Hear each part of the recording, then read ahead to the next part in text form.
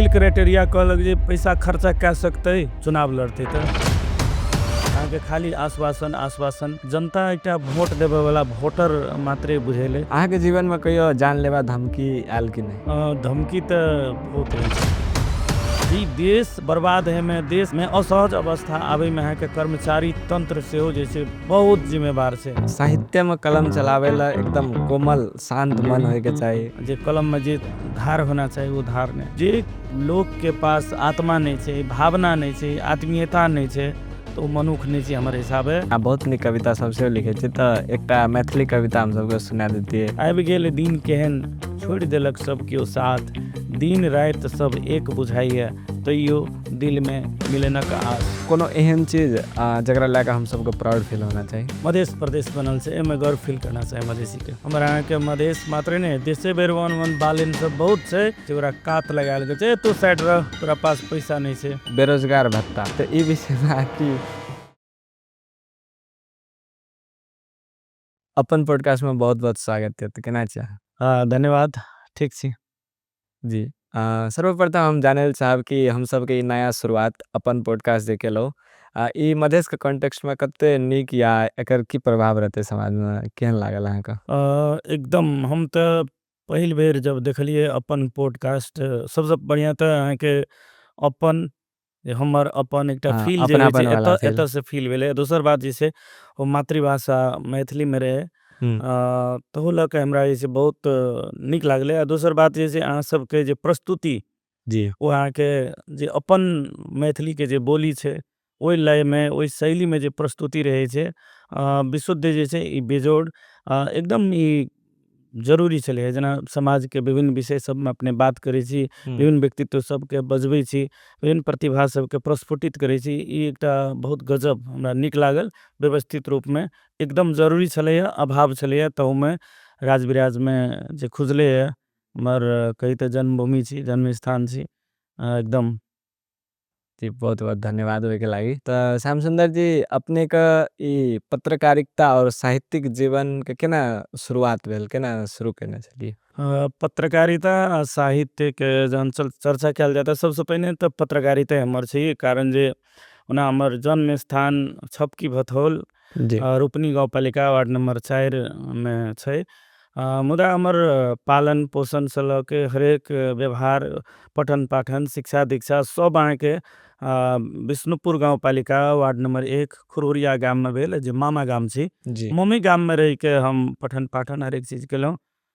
जहन हम 11-12 में पढ़ैत रही भगवतपुर उच्च मावी बड़ेरी भगवतपुर में तो वही समय में कनी कनी हमर जुड़ाव रहे, कविता सब लिखित रहिए, छोट छोट रिपोर्टिंग ये सब करते रहिए। मुदा कहते औपचारिक रूप में हमार पत्रकारिता के शुरुआत जैसे 2056-57 में के राजविराज में कम्पैक्ट कम्युनिकेशन प्रणाली से वही द्वारा सत्यापन साप्ताहिक पत्रिका निकले से लिया।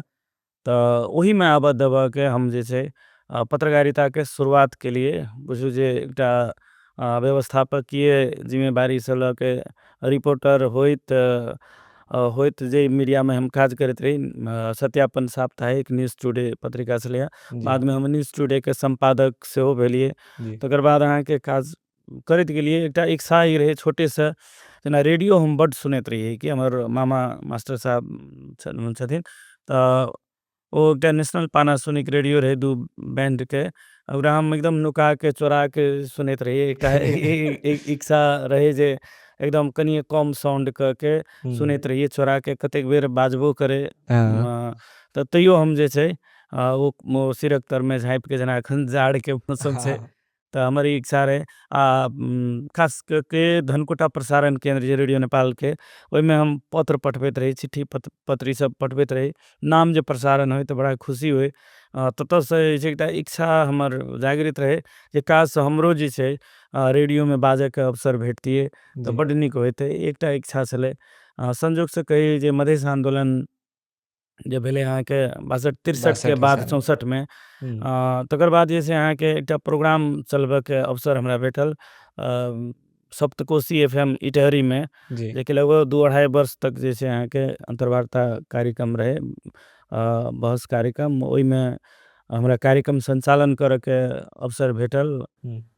तो ताहिमे काज केलिए। तकर बाद अहाँके राज-बिराज में छिन्नमस्ता एफएम खुजल। ओहि छिन्नमस्ता एफएम में समाचार पढ़नाइ सँ लऽ के विभिन्न कार्यक्रम सब, अपन मिथिला कार्यक्रम, तकर बाद अहाँके छिन्नमस्ता हाल-चाल, तहिना बीतल बात, लगायत के कार्यक्रम सब जे छै हम ओहिमे चलबै छलियै। सबसँ बेसी चर्चित रहलै चर्चा परिचर्चा बहस कार्यक्रम हमर जे रहै, ओहि छलियै। ताहि हिसाबसँ आगू बढ़ैत गेलियै। तब एकटा इच्छा भेल जे टेलीविजन में काश हमरो चेहरा मोहरा आबिते, देखतियै जे केहन लागै छै। ताहि हिसाबसँ तऽ संजोग से अहाँके 2066 साल से हम जे छै अहाँके 77 तक जे छै नेपाल टेलीविजन में एकटा सप्तरी से संवाददाता के रूप में काज केलहुँ। बहुत रास रिपोर्ट सब ई सब बनबैत रहिए। एकटा आबद्धता ताहि ढंग से जे छै अगाडि बढ़लै। तहिना अहाँके ऑनलाइन मीडिया के सेहो अनुभव newstoday.com.np हमर पहिल ऑनलाइन छै। अपने जी। प्रयास में एकरा शुरुआत कयल गेल रहे कम्पैक्ट कम्युनिकेशन प्रणाली से। हुँ। हम नाम लेबऽ चाहै छी शिवनारायण शाह सूरज, जी। जे कि अध्यक्ष रहथिन। तो खास करके हमर पत्रकारिता के विकास जे छै, पत्रकारिता के प्रवर्धन ओही जगह पर भेलै। हुँ। तकर बाद तो विभिन्न मीडिया सब में लेखन के काज सब, अध्ययन अनुसंधान सब होइत रहलै।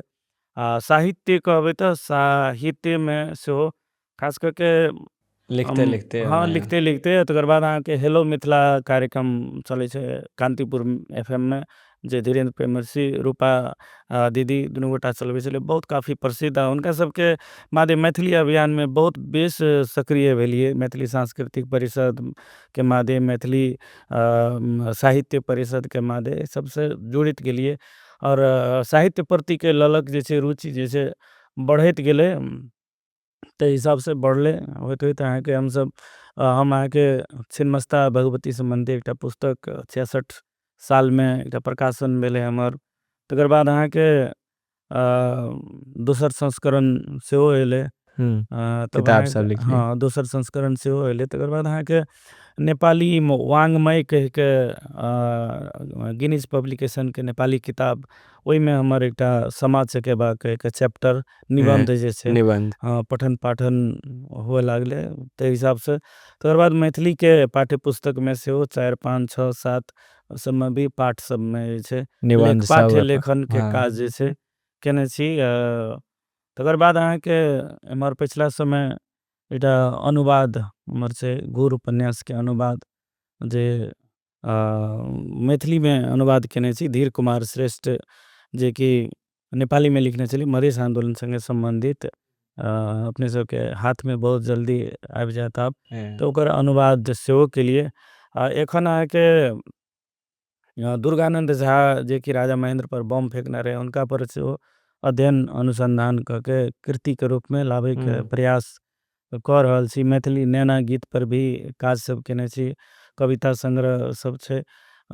एने एने पत्र मंजूषा लगभग 3-4 टा किताब निकालल जा सकै छै। तो अवस्था में अछि। एही तरह जे छै हुए लागले आ प्रोत्साहन ओहि हिसाब से। तो मूलतः जे छै हम मैथिली लेखन हम बेसी केने छी।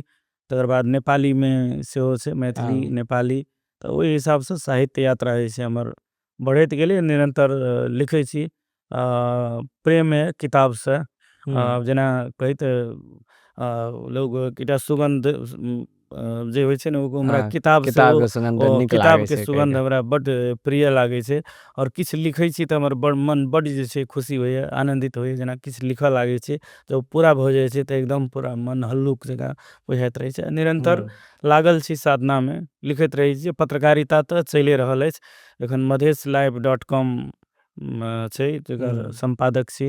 दलान न्यूज़.com मैथिली ऑनलाइन छै, एहिमे सलाहकार संपादक के रूप में कार्यरत छी। अहिना छै जी। आस जे काज में लागल छी, आशा है उ काज सब पूरा होय, हम सबके अगाड़ी किताब कृति सब आवे। धन्यवाद। और अहाँके तऽ रुचि तऽ देखल जाए तऽ साहित्य में बहुत ज़्यादा है। जी जे जी। कि आगे सोशल मीडिया प्लेटफॉर्म पर जे स्टेटस सब लिखैत रहै छी, ओहो हम देखैत रहै छी। तऽ बहुत धन्यवाद। नीक लागे। बहुत आदमी से सुनलहुँ छी अहाँ बहुत नीक कविता सब सेहो लिखै छी। तऽ एकटा मैथिली कविता हम सबके सुना देतियै त बहुत खुशी लागते। एकदम एकटा कविता हम एखन तऽ खासे नहीं छे, लेकिन तथापि मोबाइल में छे। जी। आ मोबाइल में हम लिखने रही, यहाँ के हमर बेटी कहने रहे जे पापा एकटा कविता हम आ, वाचन करब, हमरा लिख दियो। जी, तो मैं जी। कहलक कथी की पर लिख दियो, कौन चीज हुँ। पर? हाँ। तो हम माय पर लिख दियो। अच्छा। तो हम कहली त ठीके है, हम लिख दै छी। तो हम ओई कविता में एकटा साहित्यकार के हिसाबे हम अपन बेटी के देखलिए आ हुनकर माई के देखलिए आ ओई बिंब में ओइ केंद्रित रही सिनेरियो के में। हाँ लिखने छी जेना हाँ अहाँ हमर माई छी। कखनो तामस त कखनो दुलार, कखनो तामस त कखनो दुलार, कनियो गलती में डांट फटकार, ते पर ठुनका आचाट, हमर नोर भरल नयन, हमरा कनित देख, अपनो आँख में नोर, हाँ अहाँ हमर माई छी। चौरी चाचर कामक बोझ स झमारल, फाटल नुआ, चुनकल ब्लाउज, रौद स जरल कारी चमड़ी, उजरल पुजरल केस, आ माथ से टप टप चुबैत घाम, अपन अचरा स माथ हमर पोछे वाली, हाँ अहाँ हमर माई छी। हमर सुखल ठोर आ मुरझायल चेहरा, हमर सुखल ठोर आ मुरझायल चेहरा, हलस के कोरा में लेनाय, दाई गे की भेलो से पूछनाय, हम छियो न कह के हौसला बढ़ेनाय, हमर लेल पापा स लड़ जेनाय, दुख अपना लेत खुशी लुटेनाय, हाँ अहाँ हमर माई छी।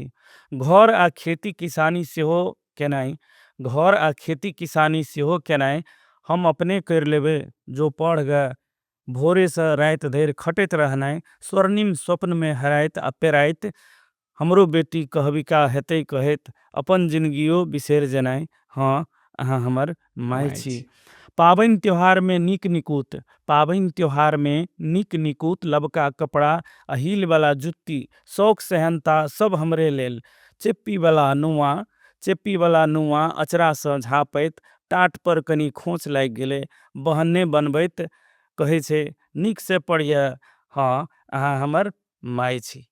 पढ़े ले जाय छे, पढ़े ले जाय छे, लोभ लालच में नहीं फंसी है।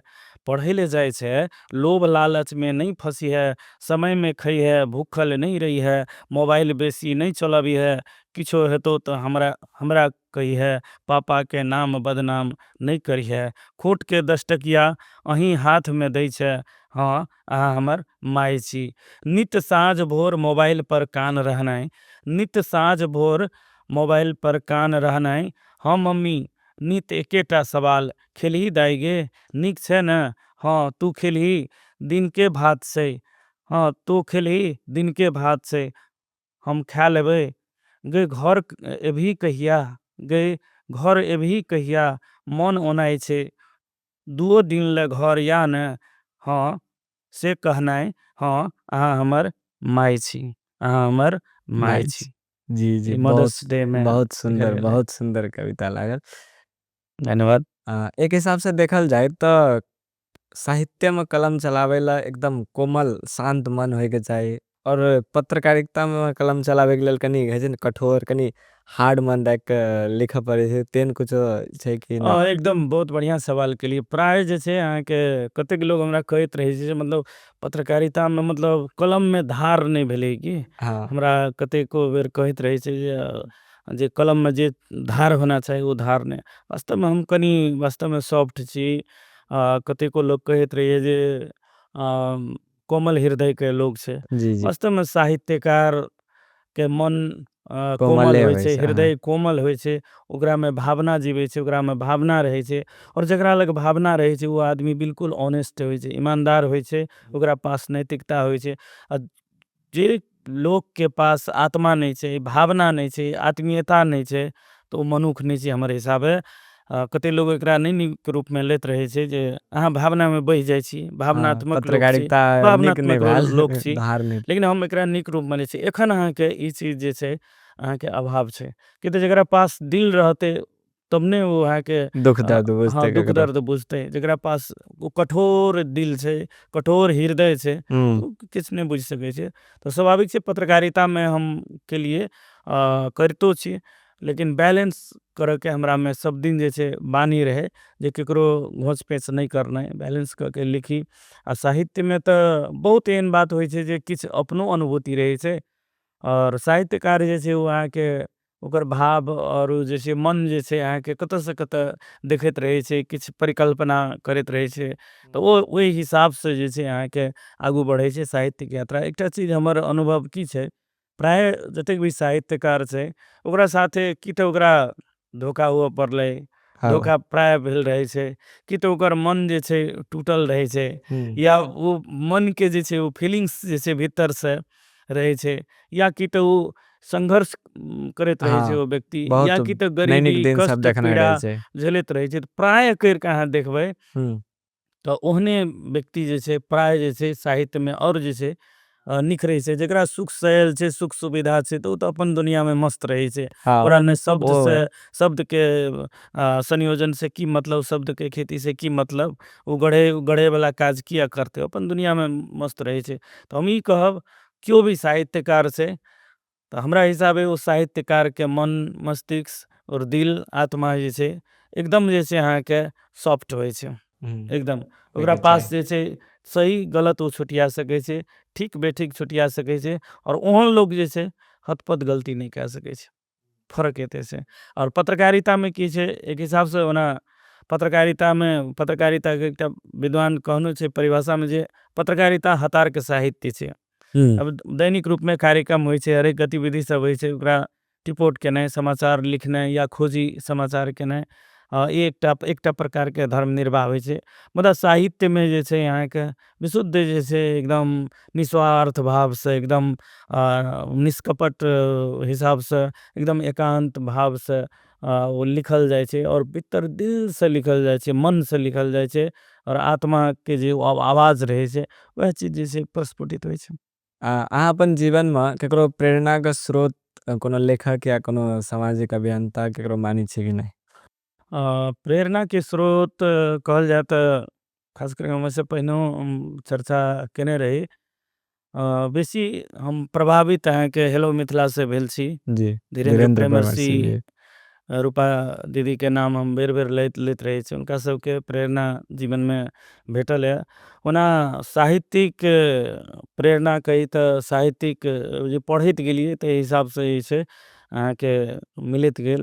जेना हुँ। अहाँके यात्री जी के कविता सब पढ़िए, साहित्य पढ़लिए, खास करके हुनकासँ। तकर बाद दिनकर के ई सबके रचना सब ई सब पढ़लिए। नेपालोमे अहाँके भूपी शेरचन के रचना सब हमरा बेसी मन पड़ैए। तब ई सब पढ़ैत गेलिए, ओहि हिसाबसँ आगू बढ़ैत गेलै। आ कनि एम्हर मधेशमे यदि कहबै तऽ एहिठामके अहाँके हम डॉक्टर राजेंद्र विमल सर के जे ओ लेखन पर हम बेसी प्रभावित और मोहित होइत रहै छी हुनकर। एकटा वर्तमानमे एखन एकटा ओ साहित्यकार जे कि रोशन जनकपुरी, जी। हुनका जीवन से लऽ के हुनकर हरेक गतिविधिके हम बहुत करीबसँ देखैत रहै छी। बहुत किछु सीखयके अवसर भेटैए। हुनका हम सेहो जे छै प्रेरणाके रूपमे लैत रहै छी। हुँ। जे कारण एकटा व्यक्ति कतेक संघर्ष कऽ के जे छै ओ अपन अटल रहै छै, और अपन लेखनीके आगू बढ़बैत रहै छै। ओ अपन विचार पर जे छै, सिद्धांत पर जे छै, नैतिकता पर जे छै अटल रहै छै। से एकटा चीज जे छै हुनकासँ हम अपन जीवनमे उतारैके प्रयास करैत रहै छी। बहुत रास साहित्यकार सब छै। हुँ। जी। सेप्टेम्बर 8 में जे एते बड़का देशमे जेन जी आंदोलन भेलै, ओ चीजके अहाँ केना लै छियै? ओ आंदोलन कते लोग कहै छै कि ई झूठ फूस के कुछो नहि छलै, एहन कोनो दम नहि छलै बातमे। तऽ अहाँ केना अनुभव करलियै ओ चीजके, केना लए रहल छी? हमर विचारमे अहाँके जे खास करके जेन जेड कहै छै, जेन जी हुँ। कहैके प्रचलनमे छै, जेन जी पुस्ताके जे आंदोलन भेलै ई एकदम होनाइ छलैए, जरूरी छलैए। कारण की छलैए जे अहाँके देशमे एतेक बड़का क्रांति भेलै। क्रांतिके बाद जे छै व्यवस्था परिवर्तन भेलै, संघीय लोकतांत्रिक व्यवस्था भेलै पछिला समय। और संघीय लोकतांत्रिक गणतंत्र अयलाके बादो जाहि हिसाबसँ अहाँके जे छै जे मिशनमे नेता सबके काज करऽके चाही, ओ काज जे छै अहाँके नहि भऽ पेलै।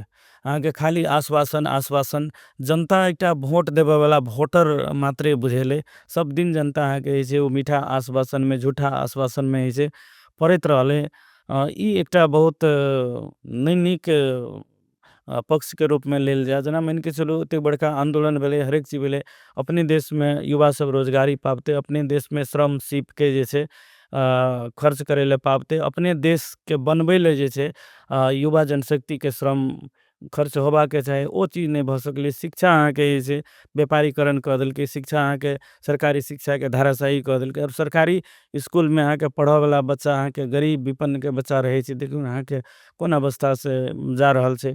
तहिना अहाँ के स्वास्थ्य में देखबे, स्वास्थ्य में अहाँ के ऐसे सरकारी हॉस्पिटल सब के सेवा सुविधा के देख रहल छी, अहाँ के पूरे धाराशाही, निजी में अहाँ के जाइए पड़त। लेकिन जे एकटा मध्यम तबका के लोग छै, निम्न तबका के लोग छै, गरीब विपन्न लोग छै, इलाज नहीं पाइब के जे छै अहाँ के मरऽ के अवस्था में छै।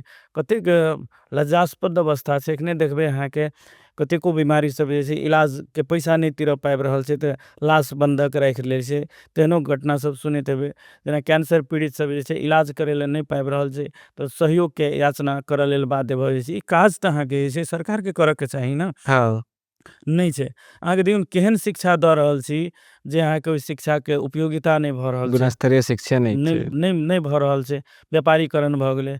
आई केहन शिक्षा अहाँ लागू केलिए, कैंपस में पहिने आईए के पढ़ाई हुई, आईएड आईएड आईएससी आईकॉम तै टाइप के, तकर बाद से जे अहाँ के +2 सब जे 11-12 कक्षा के शुरुआत भेलै, तकर बाद से देखियौ न सरकारी कैंपस सब के अवस्था की भेलै।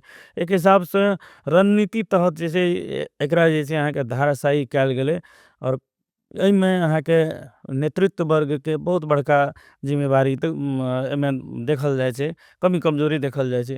तकर बाद अहाँ देखबै अहाँ के सुशासन त होना चाही ना, लेकिन सुशासन के प्रत्याभूति जनता कै सकलै त नहीं कै सकलै। नहीं अहाँ कह के सक करप्शन करऽ वाला में देखियौ ना, अहाँ के वैह नेता सब छै करप्शन करऽ वाला में। हाँ, लेकिन एकटा बात हम कनी फरक बात हम की कहै चाहब, जे ई देश बर्बाद है में, देश में असहज अवस्था आबै में अहाँ के कर्मचारी तंत्र सेहो जे छै बहुत जिम्मेवार छै। हाँ, जे करप्शन जे बढ़लै, ओ नेता मात्रे जिम्मेवार नहीं छै, कर्मचारी सेहो जे छै अहाँ के जिम्मेवार छै। एकटा देखियौ न अहाँ के कोनो एहन नेता तेहन बता दिअ जे एकदम निष्ठा से छाती पर हाथ राखि के जे छै जे हम ईमानदारी पूर्वक हम काज करब देश के लागी, जनता के लागी, देखा दिअ। एखने अहाँ के देखबै संघ में जे पिछला समय किछ नया चेहरा सब एलै, हुनका सब में लोग संभावना देखलकै है। तहिना अहाँ के एखनो देखबै प्रदेश सरकार सब में भी बहुत एहन चेहरा छै जे अहाँ के पीसी कमीशन असुली से लऽ के ओ बदनाम चेहरा सब छै। हाँ, देखाउ ना, एखनो हम त कहै छी, एखनो यदि संकल्पित होय ओ नेता सब जे हमरा किछ करऽ के है, जनता के लागी काम करऽ के है, तो छोड़ि दनु। कथी ले पीसी कमीशन के बात अहाँ कथी ले करै छी, कथी ले लाबै छी पीसी कमीशन के बात। हुँ, अहाँ भौतिक पूर्वाधार के विकास मात्रे हेनाइ विकास नहीं ने छै। अहाँ उद्योग स्थापना में अहाँ जे छै लगानी करू न। अहाँ के ये जे युवा सब विदेश पलायन भ रहल छै, ओकरा केना एहिठाम जे छै ओकर श्रम सीप के केना प्रवर्धन करबै, तै सब में लगानी करू न। तो सीधा प्रश्न बात से अहाँ के जै चीज में अहाँ के जे छै पीसी कमीशन अबै छै, ओहि में अहाँ के अंधाधुन लगानी करै छी। हम कहि रहल छी तब अन्यथा नहीं, मतलब ई बात सबके बुझल छै, खुलेआम बुझल छै जे पीसी कमीशन जे छै चलै छै। लेबऽ वाला के रहै छै, वैह कर्मचारी रहै छै, वैह जे छै नेता सब रहै छै, विभिन्न पद में, पदीय ओहदा में गेल व्यक्ति सब रहै छै। तो ई चीज के अंत करऽ पड़तै। हम त कहै छी एकदम कठोर कानून एहन बनायल जाओ बरू, जे आजीवन जे छै ओकरा जे छै जेल में सड़बै वाला जे छै कानून लाओ, हाँ, एकरा सड़ायल जाय। हाँ, तै नियम एहन बना दे हाँ, कि लोग एहन एकदम चीज सोचबो नहीं हाँ, करे। देखू ना हमर अहाँ के समाज केहन छै, जे अहाँ के गलत तरीका से अहाँ के पैसा कमेलकै, भ्रष्टाचार केलकै, 5 महला 6 महला घर बनेलकै, बड़का बड़का गाड़ी बंगला छै, ओहन लोग के समाज जे छै सम्मान दै छै। अरे कथी के सम्मान अहाँ दै छी, जनता के अहीं सब के लूटि के, अहाँ सब के बाग लूटि के जे छै अहाँ के ओ हुँ, संपत्ति ढेरी केलकै, भ्रष्टाचारी केलकै, ओकरा बहिष्कार करू न, ओहन लोग से सम्मान नहीं दियौ ना, वैह त। वास्ता नहीं करू, इग्नोर करू न ओहन लोग सबके। हाँ, जे श्रम कए के, मेहनत कए के, अपन मेहनत मजदूरी कए के जे अगाड़ी ऊपर उठलै, ओहन सबके सम्मान दियौ न। जहिया गरीब विपन्न ओ मेहनत मजदूरी करे वाला लोग सबके, श्रमजीवी लोग सबके, हुँ, तकर बाद अहाँ के कथी ओ बौद्धिक लोग सबके, पढ़ल लिखल लोग सबके सम्मान हुए लागतै, तहिया अहाँ के ई चीज सब जे छै अहाँ के करप्शन लगायत के ई जे विकृति सब छै, ई सब धीरे धीरे हटतै। समग्र में हमर हिसाबे ई जेन जी आंदोलन जे भेलैया, त ई एकटा एकदम ई आवश्यक छलै। कारण की छै अहाँके जेना अहाँके फेसबुक लगायत के जे सामाजिक संजाल सब छलै ओइपर बंदेज लगायल गेलै। हाँ, बोले के कोनो अथिये ना अभिव्यक्ति छोड़ देल गेल। स्वतंत्रता पर के जे छै एकटा बंदेज छलै। तेकरा संगे ओ मात्रे मुद्दा नहि छलै, भ्रष्टाचार सेहो मुद्दा छलै। जतेकमे हाँ, अहाँके लागल रहै प्राय करिके ओ युवा सब छलैए, ओ स्कूलमे पढ़यवला, कॉलेजमे पढ़यवला विद्यार्थी सब छलैए। ई एकटा जे छै ई कही तऽ नेपालके इतिहासमे एकटा महत्वपूर्ण घटना छलैए। तऽ हमर एकटा आग्रह इहो छै जाहि उद्देश्यके साथ जे छै एतेक बड़का संघर्ष आंदोलन भेलै, भेलै। एकरा ओही हिसाबे जे छै एकरा आगू बढ़ेनाइ हमरा विचारसँ जे छै आवश्यक छै। जेना कहियो काल देखैत रहै छियै जे अपने जिनगी पुस्तामे अपने आपमे विवाद भेनाइ स्वाभाविक छै, ओ होइ छै। एकरा समाधान करैत जे छै एकताबद्ध भऽ के जे छै आगू बढ़ऽ पड़तै। हमरा तेना बुझाइए जे ई एकटा बहुत बड़का एकटा उपलब्धिके रूपमे हम एकरा लै छी। और एहिसँ जे छै सीख के फेर वएह चीज जे छै नहि दोहराबै, हाँ, और वएह गलत लोकसब, ओ भ्रष्ट लोकसब, ओ तस्करी करयवला लोकसब, ओ ठेकेदार प्रवृत्तिके जे लोक छै, नेता एहन होना चाही, नेतृत्वमे आबयवला लोक विशुद्ध जे छै ओ सेवा भावसँ, ओ अहाँके कमबै खातिर, पैसा धन सम्पत्ति ढेरियाबै खातिर, लोकके लूटै खातिर आबयवला ओहन लोकके गुंजाइश नहि होना चाही। हम तऽ कहै छी अहाँके नेतृत्वमे पढ़ल लिखल शिक्षित युवा सब एना चाही, मतलब जकरा पास विजन छै, ओ किछु कऽ सकै छै, ओ शिक्षित छै, ओहन लोक सबके प्रतिनिधित्व होना चाही, या ओहन लोक सबके जिता के जे छै पठाना चाही हमरा हिसाबे। जकरा पास ओ संकल्पित छै। एखन एकटा चीज की भऽ गेलै जे चुनावमे केकरा पास पैसा छै, हुँ, कि तऽ चुनावमे पैसाके खर्चा होइ छै। हाँ, पहिल क्राइटेरिया कहलक जे पैसा खर्चा कए सकतै, चुनाव लड़तै तऽ हाँ, ई चीज बहुत बड़का दुखद छै। कि गाँव का अलगे अरे यार, क्राइटेरिया छै। ओ तऽ बुझि लिअ जे भ्रष्टाचारीके भ्रष्टाचार करयके एकटा ओ जरिया छै। अहाँ चुनाव लड़बै, चुनावमे पैसा खर्चा करबै, जनताके पैसा देबै, तऽ अहाँ जे छै ओ जनता के जो मटलाहा पैसा छै या चुनावमे हुँ, खर्च कयल उसे पैसा छै, रिकवर करे के असुली प्रयास करबै, करबै। हाँ, केकरा फेर करबै अहाँके जनतेके जे खून पसीना के असुली करबै, अहाँके ओ करप्शन हेबे करतै। तऽ हम आब ई कहै छी जे ओ चीजके हटेनाइ जरूरी छै। एखने अहाँके निर्वाचन प्रणाली कतेक एखन अहाँके जे छै समस्या छै निर्वाचन प्रणालीमे, जे अहाँके एकटा जे अहाँके खर्चके जे तोकने छै, मापदंड तोकने छै, हमरा बुझाइए 33,000 की 33 लाख की 36 लाख कते मापदंड छै खर्चा कए सकै छै। एकटा कल्पना करू तऽ एकटा शिक्षित पढ़ल लिखल मास्टर्स कयल यदि योग्य व्यक्ति छै, ओकरा पास विजन छै, ओ यदि चुनाव लड़ै लए चाहतै, कतऽसँ लाबतै ओ पैसा? न्यूनतम खर्च ओते छै, ओ देखौआ हाँ, सरकारी मापदंड किया चाही पैसा? एव हम तऽ कहै छी एखनो अहाँके ई जनजी आंदोलन भेलैए, हुँ, एकटा पहिल अथी प्रारंभिक रूपमे अथी एकरा विशेष महत्वके साथ एहि चीजके एकटा चीज की ध्यान दिअ पड़तै जे अहाँके ई निर्वाचन प्रणालीमे जे खर्चावला बात जे छै, एकरा बिल्कुल जे छै अहाँके हटबऽ पड़तै। हुँ, खर्च कोनो खर्च नहि, एकदम सामान्य उम्मीदवार छै, जनताके घरमे जेतै, वोट मांगतै, अपन अहाँके जे चुनावी घोषणा पत्र छै ओ सार्वजनिक करतै, समान पर्चा पम्पलेट करतै, बाद बाकी खर्चाके जे छै रोकऽ पड़तै। नहीं करै लए पाबी तेहन अवस्था करऽ पड़तै, तबे हमरा बुझाइ छै जे अहाँके ई चीज जे छै रुकि सकै छै, नीक लोक जे छै आबि सकै छै। हुँ, जनतोमे अहाँके सचेतना एनाइ जरूरी छै। अहाँ वोट दैत काल पैसा लेबै, पाइ लेब, हाँ, और आ चाहबै अहाँ विकास हेतै। अपेक्षा करब जे विकास लेब। अहाँ देखियौ ने जे जनप्रतिनिधिके अहाँ जे छै वोट दऽ के जितेलियै, कि ओ जनप्रतिनिधि अहाँके कतेक जिम्मेवार छल, हुँ, ओ अहाँके चुनावमे कतेक खर्च केलकै, ओ कतेक कमेलकै, ओकर शान शौकत हरेक चीज देखियौ ने अहाँके ऑलरेडी अहाँके पता चलि जायत। ताहि खातिर एहि चीजमे सुधार भेनाइ जरूरी छै। आब अहाँ कहबै जे नीक लोक चुनावमे पढ़ल लिखल लोक यदि उम्मीदवार नहीं बनतै, देश सुधरतै केना? हम तऽ कहै वैह छी तऽ। शिक्षित लोकके आबऽ पड़तै, शिक्षित लोकके, समर्पित लोकके, विजनवला लोकके हुँ, जिताउ। देखू ने परिवर्तन केना होइ छै। सब दिन कहबै ई भरखरके छौड़ा छै, भरखरके लड़का ई की छै, कहा लेतै। ई की कए लेतै? हाँ, अरे यार देखू ने अहाँके विश्वके घटना परिघटना देखू ने अहाँके हाँ, 18 वर्ष 20 वर्षके लड़का जे छै अहाँके इतिहास रचि रहल छै, एकटा ओ हाँ, परिवर्तन कऽ रहल छै। आई नेपाले में ई जेनजी आंदोलन जे भेले एकर प्रभाव देखो ना के वर्ल्ड में एकटा है से अलग ढंग से मैसेज एकटा चल मैसेज गेलै कि गेलै हाँ जेन जी चाहते तो कुछ हाँ कर सकै छै चाही। लेकिन एकटा चीज हम फेर कहब जेनजी युवा पुस्ता के खून जे छै गरम होइ छै एकदम उत्साहित होइ छै। लेकिन ई हमर ई आग्रह छै जे ई जोश के ओ शक्ति के सही कनी ठान सोच समझ के जे छै ओकरा प्रयोग करऽ पड़तै। एकदम गंभीरता के साथ कोनो निर्णय लेबऽ काल जे छै गंभीरता के साथ जे छै निर्णय लेबऽ पड़तै। हमसे आग्रह करे चाहे छी एकदम जायज छलैया जेनजी आंदोलन और यह अवस्था रहते तो हमरा बुझाई जे ओहू से कड़गर आंदोलन के जरूरी पड़ते और भ्रष्ट सबके वो तस्कर सबके वो वसूली करे वाला सबके बढ़िया जगह जवाब दिया पड़ते हमारे विचार में। इता तो ओवरऑल आंदोलन के ना आंदोलन प्रति का अपन जी जी भावना कहलिए।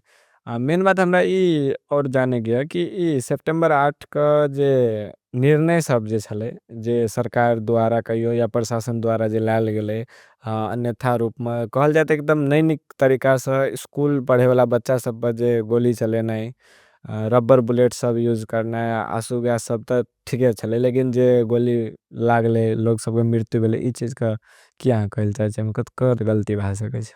देखो ई चीज नहीं होबा के चाही छले जते जे भी भेले वो बच्चा सब मरले हमर भाई सब मरले युवा सबके बलिदानी देवे पड़ले ये यहाँ के बहुत बड़का दुखद छी। जइमे अहाँ के सरकार के पूर्ण रूप से ओइ समय के सरकार जे रहे तेकरा ही से अहाँ के पूर्ण रूप में जिम्मेवारी लेवे पड़ते। ई यहाँ के बहुत दुखद से केकरो बच्चा मरले ए देश के वो भविष्य के कर्णधार मरले ओकरा बलिदानी देवे पड़ले एकदम दुखद बात छे। बहुत दुख व्यक्त करे छी संवेदना व्यक्त करे छी और नमन करे छी सत सत नमन करे चाहे छी वो योद्धा सबके युवा सबके जकरा फिर से बलिदानी देवे पड़ले ओना हर एक आंदोलन में बलिदानी देवे पड़ल से मधेश आंदोलन में अपने के बुझले कते संघर्ष केला के बाद जे छे वो मधेसी के पहचान भेटले मधेसी जनता के तो या देश में अहिना छे। जी तो चलो चले छी फास्ट 7 राउंड के तरफ अहाँ के जीवन में कहियो जानलेवा धमकी आयल कि नहीं। धमकी तो बहुत आयल छे खास करके सशस्त्र द्वंद्व के अवस्था में समाचार के विषय लके जान मारे के धमकी देने छे गोली मार के उड़ा देव। कोनो एहन पत्रकार या कवि जकरा संग अहाँ बैठ के बातचीत करे ले चाहे छी। सबसे बेसी हम सुबिन भट्टराई के एखन युवा पुस्ता के राइटर के रूप में सुबिन भट्टराई के मन पराबै छी हुनकर लेखनी से लके हम उनका संगे बातचीत करे चाहे छी एक दू बेर भेटो घाट भेल छे बेसी चाहत रही छी।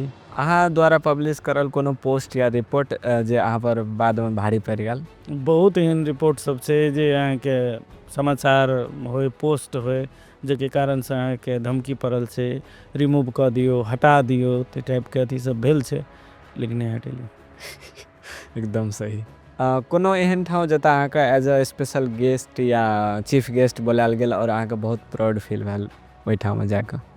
ठाम तो एक्चुअली याद नहीं छे ना सबसे बेसी हम गौरवान्वित फील करे छी अपन गाम ठाम में अपन जिला में जहन रेस्पेक्ट मिले छे मंच में बजायल जाए छे तो ओइ समय हम बहुत गौरवान्वित होई छे सम्मानित होई छे तो गौरवान्वित फील करे छी। अहाँ के अपन लिखल कृति या कविता में सबसे नीक अहाँ के कोन लागे। ओइ मध्ये हमरा एकटा बुढ़ाट गाछ शीर्षक के कविता हमरा अपने लिखल हमरा बहुत मन पड़े छे। नेपाल के पॉलिटिक्स में आके ओवरऑल नेपाल में सबसे नीक पॉलिटिशियन या फेवरेट पॉलिटिशियन केकरा माने छी। ये बड़ा कठिन प्रश्न बुझाइए तथापि हम नेपाल के राजनीति में दू गोटा के हम माने छी उपेंद्र यादव डॉक्टर बाबूराम भट्टराई। मधेश का कोनो एहन चीज जकरा लेके हम सबको प्राउड फील होना चाहिए। खास करके संघीय संरचना में मधेश प्रदेश जे कि कल तक मधेसिया के मधेश के जनता के मधेसिया मरसिया कह के विभेद कयल जाय छले धोती भैया कह के मुदा आई जे छे अहाँ के मधेश प्रदेश बनल छे एमे गर्व फील करना चाहिए मधेसी के। जेन जी आंदोलन के बाद जे देखल जाए तो विभिन्न सिस्टम सब में या ऑफिस सब में सरकारी कार्यालय सब में किच किच चेंज तो हम सब फील करलू कि हाँ अब कनी लोग घूस लियो के अगर कोई भी आदमी घूस ले लो सोच रहा तो उ कनी डरावे छे वहन कोनो चेंज फील करली कि एनवायरनमेंट में या सोसाइटी में कुछ चेंज आयल जेन जी आंदोलन के बाद। किस्त परिवर्तन भेलैए, किछ जनता के आशा सेहो बढ़लैए जे नहीं वास्तव में अब किछ परिवर्तन हेतै से कहि के एकटा आश जागलैए, किछ डराइत छै। हुँ। मतलब खुलेआम अहाँके खुलेआम अहाँके भ्रष्टाचारी होइ छलैए, पीसी कमीशन माँगल जाइ छलैए। अहाँके देखबै हाउसमे जे छै ई चिट्ठी बिक्रीके, योजना खरीद बिक्रीके खबर सब हम प्रत्यक्ष प्रदेश सभाके लाइव सब देखबै, पछिला लाइव सब तऽ एकदम भेटत। एते एहन अवस्था भऽ गेल, कतेक घिनौना स्तर पर जे छै अहाँके पहुँच गेल रहै। अवस्था एहन रहै, ओ सङ्ग से लऽ के अहाँके प्रदेश तक के अवस्था ओहन रहै। तऽ किछु तऽ डरेलैए और डराए पड़बे करतै। सुधार जरूरी छै, सिस्टम बदलय पड़तै। ओ अहाँके एखन तक जे होइत एलैए, जे अहाँके बेथिती, चरम लापरवाही, जनता के बेवास्ता करनाइ, अहाँके विभिन्न योजना के नाम में अहाँके करप्शन करनाइ, एहि चीज सब के जे छै रोकऽ पड़तै। नहीं मानतै तऽ हमरा बुझाइ छै जे ओ परिवर्तन ओ युवा सब जे छै करबे करतै, ओ हाँ, जवाब लेबे करतै। जे कियाकि बहुत एक बेर बहुत किछु तऽ देखल गेलैए पहिले हुँ, आंदोलनमे। हुँ। हमरा बुझाइ जे सुधार जरूरी छै, तऽ हम तऽ कहब जे आबो सचेत भऽ जाउ। हाँ, ई देखल जाय तऽ एकटा लोग कहै छै ने आब युवा के या समाज में एकटा मैसेज चलि गेलै कि हाँ भ्रष्टाचार चाहबै तऽ हम सब अगर जनता चाहलकै तऽ ओ रोकि सकै छै, चाहे कतबो अगाड़ी में कतबो पावरफुल आदमी किया नहीं, से तऽ बुझि गेल छै लोग सब। तऽ आब अगाड़ी के दिन में अगर ओहन हेबो करलै तऽ जनता ऑब्वियसली उठबे करतै, हमरो वएह हाँ, बात लागि एकदम रहल छै। एकदम एकदम जरूरी छै। सिस्टम बदलऽके छै सब दिन अहाँके जे कहिया तक जे छै एना पीड़ा दर्द सहैत रहतै। आइ देखियौ तऽ अहाँके यदि जनता सुशासन पाबि गेल रहितै, अहाँके जनता के जे सेवा सुविधा सब छलै ई बढ़िया भऽ गेल रहितै, ओ विजन के साथ विजनरी हिसाब से काम केने रहितै, उद्योग सब स्थापना केने रहितै, युवा सबके अहाँके अपने देश में रोजगारी के अवसर सृजना केने रहितै, किछु प्रयास सब भेल रहितै। नहीं भेलैए से वाला बात नहीं छै, किछु हाँ, भेलैए, लेकिन ई संतोषजनक नहीं छै। ई भीतर से होना चाही ना, ई चीज हाँ, भीतर से सिस्टम के नहीं आदमी के भेलै। बुझना मतलब चाही कुर्सी ने। में गेला के बाद जे छै अपने आप के ओ बिसरि जेनाइ, ई अवस्था सब भेलै, जाहिके कारण से एते करऽ पड़लैए। लेकिन सुधार जरूरी छै, सुधरऽ पड़तै। सुधार सेहो जे छै पड़तै। नहीं तऽ देखियौ तऽ संघीय लोकतांत्रिक गणतंत्री जे संघीय शासन व्यवस्था जे एलै, कतेक सुंदर व्यवस्था छै, सेहो अहाँके जे छै बदनाम भऽ रहल छै। जनता के वितृष्णा जे छै बढ़ि रहल छै। एकर हुँ, जिम्मेवार के? जनता। नेता मात्रे नहीं छै जिम्मेवार, कर्मचारी तंत्र। एकटा हम तऽ कहै छी अहाँके, एकटा अहाँके लेखापाल जे चौथो पाँचो तह के जे ओ लेखापाल छै, अकाउंटेंट, तकरा जाके देखियौ ओकर हैसियत की छै गाम में शहर में। घर घड़ेरी से लऽ के अहाँके ओ शान शौकत देख लियौ ने, कतऽ से लाबलकै ओ? काल्हि तक के स्थिति की रहै, आइ कतऽ से कतऽ भऽ गेलै, देखो ने जाके। तऽ कर्मचारी तंत्र सेहो जे छै जिम्मेवार हुअ पड़तै। कर्मचारी के सेहो सुधरऽ पड़तै हमर हिसाब से।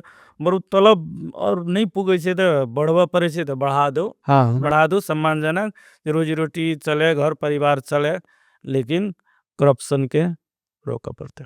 अखन अहाँ बात करने छलियै अहाँके लिखल सबसे सुंदर कृति में से की शीर्षक कहने छलियै अपने? बूढ़ाठ गाछ। जी, ओ कनि सुना देतियै तऽ सबके बहुत नीक जी लागत। अवश्य। सड़क कात एकटा बूढ़ाठ गाछ। सड़क कात एकटा बूढ़ाठ गाछ, निष्कपट, निश्छल, निर्मल मन। हृदयाल मनुज के अपन छाह सँ आश्रय देबाक लेल उद्धत तन। परिवर्तित समय, पैघ वयस, पत्रविहीन अछि विकृत अंग।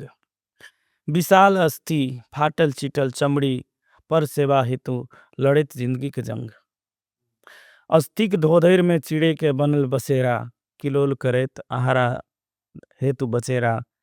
दोसर के खुशी देख देख मन होइत प्रफुल्लित, स्वयं दुख कष्ट सहैत, पर सुख हेतु मन विचलित।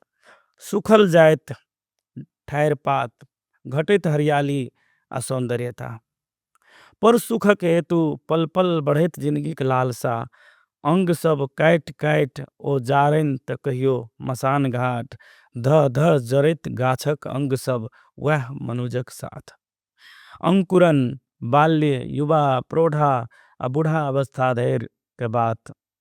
बढ़ैत पलैत अतीतक खेल पचीसीक याद, निरंतर घुमैत सुख दुखक जिंदगी रूपी पहिया। पत्र सँ लहलहाइत सौंदर्यसँ भरल छल तहिया। आबि गेल दिन केहन छोड़ि देलक सब कियो साथ। दिन राति सब एक बुझाइए तैयो दिल में मिलनक आस। हवा बिहारिसँ सामना करबाक सामर्थ्य ने हवा बिहारिसँ सामना करबाक सामर्थ्य ने अस्थि में सीमित ओ हरियर ठाढ़ि पात ने। अस्तित्व अपने ही खोजबाक अवस्था भेल विद्यमान। भकर भकर देखैत रहि गेल केलक चिड़ै सब उड़ान। जखन गाछ वृद्ध भऽ जाइ छै, सुखा जाइ छै, देखू अस्थिक किछ भाग मानव विलासी साधन में, किछ भाग धुनी तऽ किछ चूल्हाक पेट भरुआ में। दोष की अछि बेचारा ओहि गाछक जुनि पूछू, दोष की अछि बेचारा ओहि गाछक जुनि पूछू। कुल्हाड़ि आरासँ बुट्टी बुट्टी भऽ रहल अछि स्वार्थ हेतु। वाह रे समय, अहिना अपन गति में नाचैत रहबक। वाह रे समय, अहिना अपन गति में नाचैत रहबक। अपन स्वार्थ पूर्ति हेतु अहिना टुकड़ी टुकड़ी करैत रहबक। की परोपकारक यह छियै सनेश, की परोपकारक यह छियै सनेश। सब दिन अहिना गाछ पर होइत रहत आरिक श्री गणेश। की सब दिन अहिना गाछ पर होइत रहत आरिक श्री गणेश। जी, बहुत सुंदर लिखलिए कविता। धन्यवाद। अखन का नौजवान पत्रकार या लेखक का किछ सलाह देले चाहबे? हाँ, एकदम सलाह से बेसी आग्रह हम करे चाहे छी। आम संचार प्राधिकरण मध्य प्रदेश के अध्यक्ष रही, तो समय में कहते रही 4 वर्ष रही संस्थापक अध्यक्ष आम संचार प्राधिकरण मध्य प्रदेश के। जे एखन जे नव पुस्ता जे पत्रकारिता में आबि रहल छै, बढ़िया खुशी के बात, खुशी लाग रहल छै। यानी एकटा चीज कतौ न कतौ कमी कमजोरी की महसूस होइत रहे छै। जे पत्रकार आचार संहिता के बुझ के चाही, पत्रकार के की करे के चाही, की नहीं करे के चाही, ई चीज जे छै अहाँ के बुझना चाही, मर्यादित रहवा के चाही। पत्रकार जो अपने अहाँ के जे छै मर्यादा में नहीं रहते तो ओकरा पर जे छै अहाँ के विश्वसनीयता से घटित जेते और पत्रकार के देखे वाला नजरिया जे छै बदलित जेते और एके नजर से सबके देखा लागते। तो हम नव पुस्ता से हम आग्रह करे चाहे छी जे खास करके कहलक जे यूट्यूबर छी, यूट्यूबर सेहो पत्रकार छी। वह तो वो तो चैनल यूट्यूबर चला रहल छै ना, सेहो न्यूज़ चैनल। पत्रकार छी। कोनो भी समाचार सूचनामूलक सामग्री कंटेंट उत्पादन करे छे, जकरा संपादन क के पाठक समक्ष जे छै पहुंचाबे के काज करे छे, वो विशुद्ध जे छै मीडिया कर्मी छे, ओकरा पत्रकार कहल जाय। लेकिन एकटा बात छै जे अहाँ के सरकारी कोनो निकाय में जे छै आबद्ध हुआ पड़ले, दरता हुआ पड़ले, या ऑनलाइन छे त ऑनलाइन के हिसाबे, या यूट्यूब चैनल छे त ते हिसाबे दरता क के चलेला से बढ़िया। हम बस एतबी आग्रह करे चाहे छी जे एखनका जे युवा पीढ़ी छे ओकरा में इनर्जेटिक कनी बेसी छे, उत्साह बेसी छे, जोश बेसी छे, लेकिन जोश संगे जे होश रखना सेहो जरूरी छे। और ई बुझ पड़ते जे आइ पत्रकारिता के मैदान बनल छे तब न फील्डिंग कर रहल छी, बॉलिंग आ बैटिंग कर रहल छी। और फील्ड यहाँ के ई मैदान बनवा में कतिक संघर्ष कर पड़ल हेते पहले का पत्रकार के, ई चीज बुझ पड़ते। तै हम आग्रह करब जे नया पीढ़ी के, नया पुस्ता के जे युवा मीडिया कर्मी सब छे, सीख के चाहे, सीख के एकटा ललक होना चाहे, जे हम सीखी, अपन से सीनियर लग जाके बैसी, उनका सबसे ज्ञान आर्जन करी। अब ई नहीं मान के चलू हम जे जाने छी सबसे बेसी हम ही जाने हाँ, छी, हमरा वह से बेसी आजकल कोई नहीं बेसी बुझे रहल। छे, एकदम नहीं। कि तो पत्रकार राष्ट्र के चौथा अंग कह के बुझल जाय छे। जनता के आशा भरोसा अहाँ छी, अहाँ के एकटा बौद्धिक जमात के रूप में लोग देखे छे। लेकिन अहाँ के बानी व्यवहार, अहाँ के जीवन शैली, अहाँ के आचरण, अहाँ के उठ बैठ, अहाँ के हरेक चीज जे छे अहाँ के आम लोग जे छे वो देखत रहे छे। तो अहाँ के व्यवहार, बानी व्यवहार, शैली, आचरण, हरेक चीज पर जे मूल्यांकन करत रहे छे, अहाँ निक करब त अहाँ के निक नज़र से देखते। ई नौजवान पत्रकार के लेका सलाह या आग्रह के लिए तो एकटा और देखल जाय छै कि अखन जे टीआरपी के लागी पत्रकार पर एकटा प्रेशर रहे छै, कि हाँ कनी है छै ना, विषम अवस्था में कोनो एहन खतरनाक स्थिति में जाके सेहो निक निक रिपोर्टिंग या फुटेज सब लावऽ पड़े छै, तेकरा में कते मृत्यु सेहो होय छै। त ई विषय खराब छी कि केना, एना एक्चुअल में देखल जाय छै कि नहीं से बात? एना छे जोखिमपूर्ण अवस्था में काम करे पड़े छे।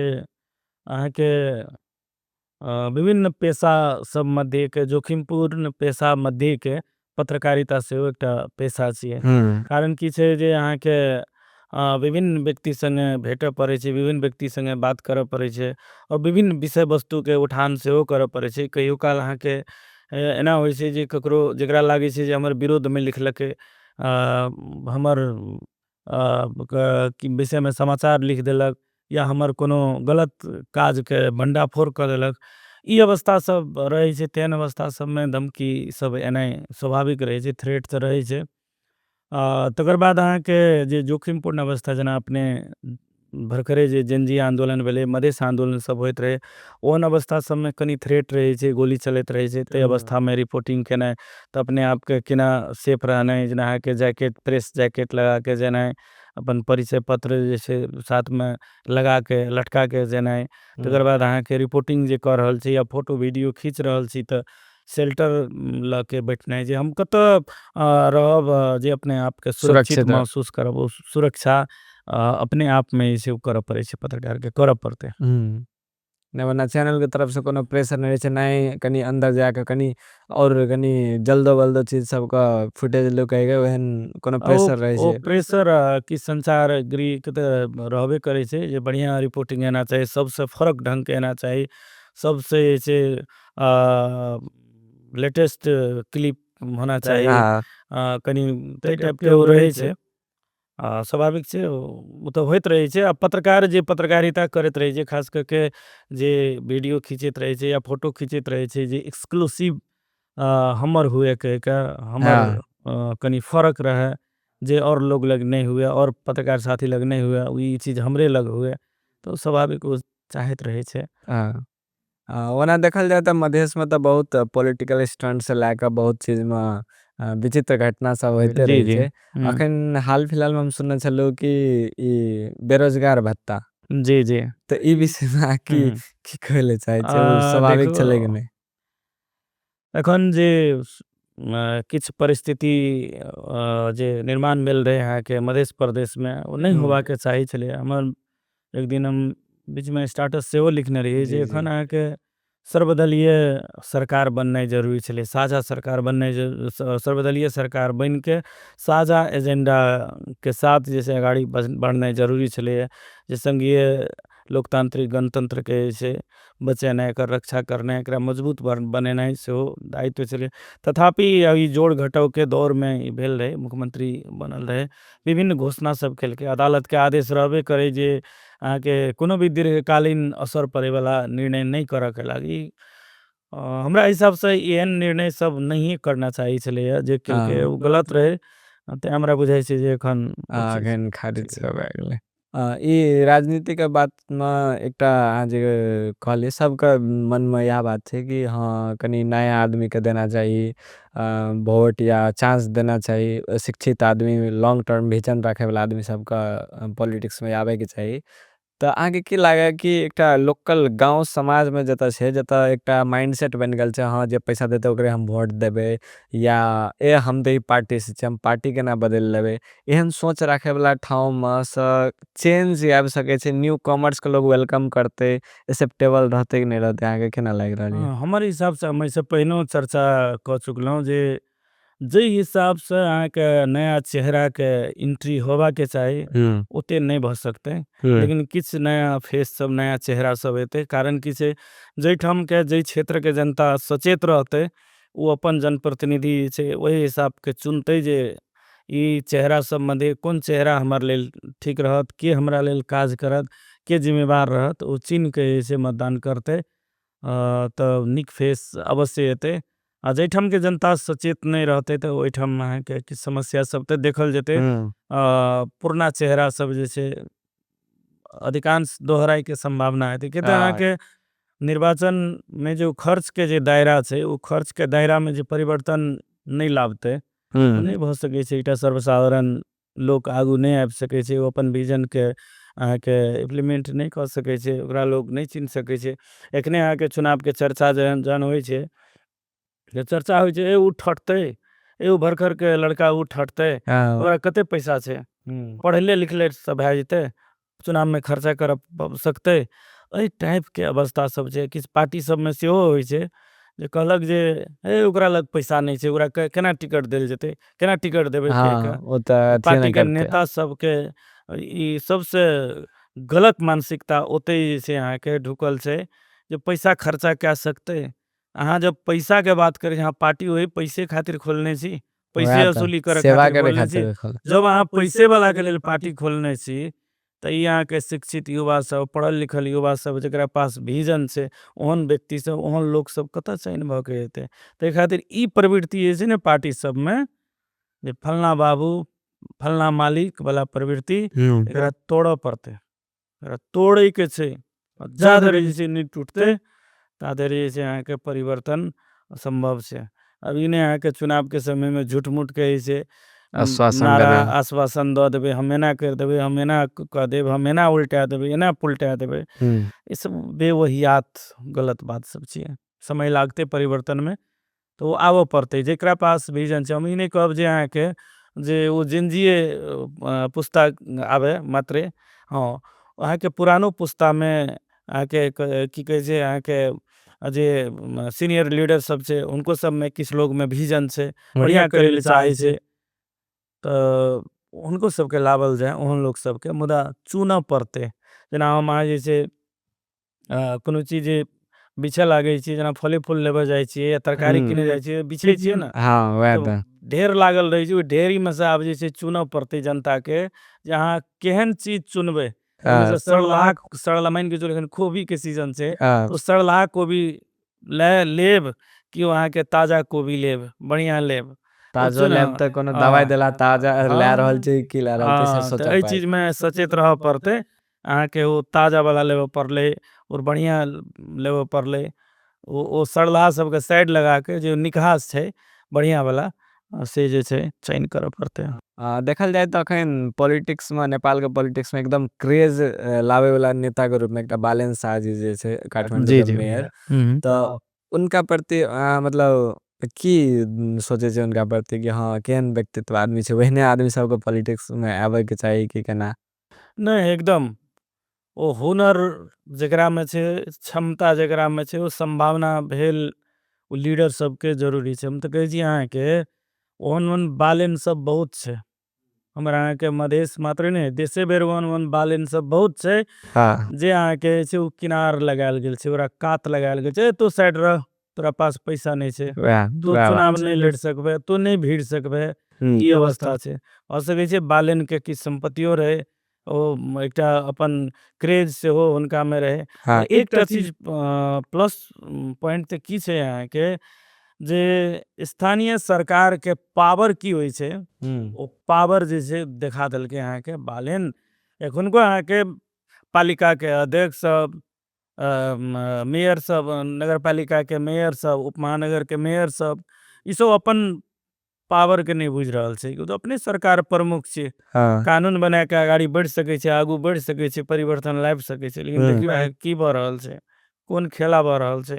तऽ एहिसँ हमरा बुझाइए जे एहन एहन बालेन सब औरो जन्मय पड़तै, आबऽ पड़तै, आ ओहन ओहन बालेन सबके पीठ ठोकि के जे छै आगू बढ़बऽ पड़तै। अखन जेना सरकार जहियासँ हटल छै तहियासँ विभिन्न किसिमके बातचीत भए रहल छै कि हाँ आब राजाके लाबना चाही। तऽ अहाँके की लागैए एखन इएह लोकतंत्रमे जेना चाही कि राजा लाबैके चाही? अब एकटा बात कहू, ई पंचायती शासन व्यवस्था के तोड़े खातिर, एकर समूल नष्ट करे खातिर, परिवर्तन खातिर कतेक लोक जे छै, कतेक एहि देश के जनता सब बलिदानी देलकै, कतेक लड़ाई लड़ऽ पड़लै। ओ लड़ाई लड़ के जे छै व्यवस्था परिवर्तन लाबने छै, जनता के स्वतंत्रता भेटल छै, जनता के अधिकार भेटल छै, हरेक चीज भेटल छै, व्यवस्था परिवर्तन भेलैए। फिर वह व्यवस्था लाबतै? ओ तानाशाही व्यवस्था चाहे छै जनता। हम तऽ कहब केओ कनिको स्वाभिमानी जनता छै तऽ ओ चीज अहाँके नहीं चाहते, हमरा नहीं बुझाइ छै जो जनता वो चाहते। आ, अपने पत्रकारिता के तऽ अपन बहुत एक्सपीरियंस सब सुनेलिए, हमरो लोग नीक लागल सब चीज जानि कऽ। और साथे साहित्य के सेहो अपन इंटरेस्ट देखा लिए कि बहुत इंटरेस्ट के साथ अहाँ साहित्यिक कार्य में सेहो संलग्न रहै छियै। त एना कहलिए कि हाँ बेसी लोग दिल टूटल आदमी सब कनी कोनो घटना के बाद लोग लिखे के एकटा अनुभव चेंज होइ छै, लोग के लिखे ला जी, जी। शुरुआत करे छै। जी, जी। त अपने कोनो समय में एहन कविता लिखने छै जे जेना होइ छै ने अखन के समय में कनी दिल टूटल आशिक सब के लागी या युवा में जे चाही लोग के ओहन कोनो कविता लिखने आ, छियै? छै कि छै ओ तो पुरान सब छै। देखै छी। बहुत पुरान बना ले। अब एकटा कही त उमर रहै छै, युवावस्था में उमर रहै छै त ओहि ए प्रकार के जोश रहै छै, जागर रहै छै। त एकटा कविता छै यहाँ के सुनबै छी। अ, घुरि ताक गै रधिया, घुरि ताक गै रधिया, विश्वासक उजरा चादर तुही छी, विश्वासक उजरा चादर तुही छी, आशा भरोसाक ताग तुही छी, हम्मर सीरक ललका पाग तुही छी, स्नेहक अथाह सागर तुही छी, घुरि ताक गै रधिया, घुरि ताक गै कृष्णक राधा तुही छी, गई कृष्णक राधा तुही छी, महादेवक पार्वती तुही छी, शाहजहाँक ताजमहल तुही छी, मन मंदिरक मूरत तुही छी, घुरि ताक गै रधिया, घुरि ताक घायल करेज के मलहम तुही छी, घायल करेज के मलहम तुही छी, पूर्णिमाक राइतक इजोरिया तुही छी, टहटहौआ रौदक शीतलता तुही छी, प्यासल मन के शीतल जल तुही छी, घुरि ताक गै रधिया, घुरि ताक अनहरिया राइतक भोरुकबा तुही छी, अनहरिया राइतक भोरुकबा तुही छी, बेसहारा लोकक बैसाखी तुही छी, हम्मर नैनक दिव्य ज्योति तुही छी, जिंदगी के यात्रा के सहयात्री तुही छी, घुरि ताक गै रधिया, घुरि ताक सुन्नर बागक कोमल तितली तुही छी, सुन्नर बागक कोमल तितली तुही छी, स्वर्गक अप्सरा उर्वशी मेनका तुही छी, दुत्कारल मनुजक सहारा तुही छी, हम्मर प्रगतिक पथ प्रदर्शक तुही छी, घुरि ताक गै रधिया, घुरि ताक बागक चंपा चमेली आ गुलाब तुही छी, बागक चंपा चमेली आ गुलाब तुही छी, गम गम गमकैत सुमधुर सुगंध तुही छी, गुज गुज अनहरिया राइतक साथ तुही छी, जिंदगीक सहाराक सशक्त हाथ तुही छी, घुरि ताक गै रधिया, घुरि ताक हम्मर दिन राइत आ साँझ भोर तुही छी, हम्मर दिन राइत आ साँझ भोर तुही छी, हम चाँद त हमर चकोर तुही छी, हम्मर जिंदगीक चान सूरज तुही छी, जिंदगीक आरंभ आ अंत सेहो तुही छी, जिंदगीक आरंभ आ अंत सेहो तुही छी, घुरि ताक गै रधिया, घुरि ताक वाह वाह एकटा समय शुरुआत के दौर के ई कविता चले हैं। युवावस्था में लिखल कविता छै। जी भाव सुन के सेहो लागल। आशा या अहूँ युवा सबके हमरा लगे सबसे नीक कविता उनका ये लागल है, धन्यवाद। क्योंकि लोग जते रिलेट कर पावे छै ओते बढ़िया लोग के लागे छै जी ना। जी। जी श्याम सुंदर जी से हम सब छोट मीठ बात केलो, बहुत निक लागल अहाँ के बातचीत सुन के। त केना लागल अहाँ के पॉडकास्ट करके? जी हमरा बहुत खुशी लागल, बहुत एहन बात सब छले जे अपने अंतर कुंतर के बात सब भी उठेलिए, उठान के लिए निक लागल, खुशी लागल, और कतेको बात सब जे हमर विषय में दर्शक सब के बीच अपने पहुँचावे के काज कर रहल छी केलम, एहि के लेल बहुत बहुत धन्यवाद। जी जी बहुत बहुत धन्यवाद हम सबके समय दिलिए ताहि के लागी। हम सब ई एपिसोड आते समाप्त करे छी। धन्यवाद। जी धन्यवाद।